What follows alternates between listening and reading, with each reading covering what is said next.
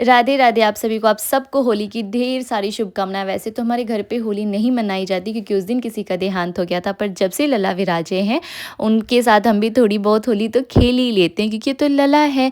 तो सुबह उठ के फटाफट से स्नान करके मैंने थोड़ा बहुत जो भी डेकोरेशन करना था वो किया। फिर लला के लिए ये एक नए कपड़े निकाले जो कि कुर्ता पजामा था। मैंने सोचा पहले लला जब होली खेल लेंगे इसमें, फिर उन्हें दूसरा वस्त्र धारण कराएँगे। ये वस्त्र भी मैंने ओम पोशाक से मँगाया, अगर आप भी चाहें तो वहाँ से मँगा सकते हैं। उनकी पोशाक बहुत अच्छे-अच्छे उनके पास लला की पोशाक हैं। तो बस सब कुछ निकालने के बाद लला को स्नान कराया, बढ़िया सी इत्र सेवा की। उसके बाद उन्हें कुर्ता पजामा धारण करा दिया और सच मानो ऐसा लग रहा था ना बस अब लला की बोली की देरी है।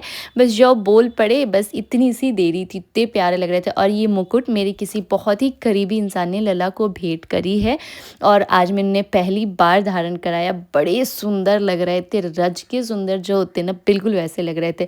फिर उनके होली अबीर की सारी चीज़ें मैंने यहाँ पे लगा दी ताकि हम लला के साथ होली खेल सकें। फिर उसके बाद पूजा अर्चना के बाद मैंने लला को पहला अबीर लगाया।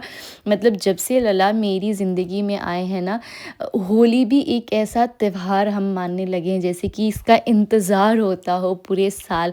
हमारे घर में तो नहीं होती थी होली, तो हमें कभी पता ही नहीं था कि होली का क्या होता है, कैसे होता है, कैसी फीलिंग होती है। पर जब से लला आए हैं ना, बड़ी अच्छी फीलिंग आती है।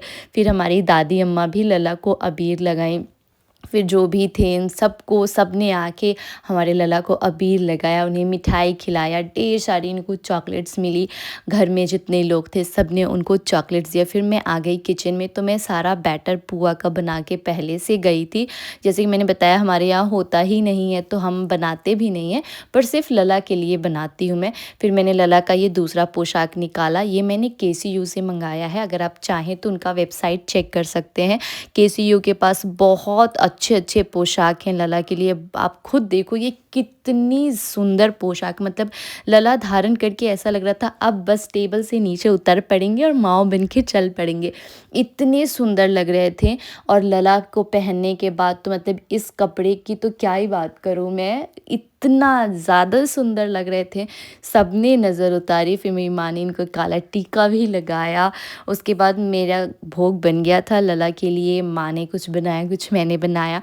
फिर भोग बना के हमने लला को पधराया और पधराने के बाद ये देखिए क्या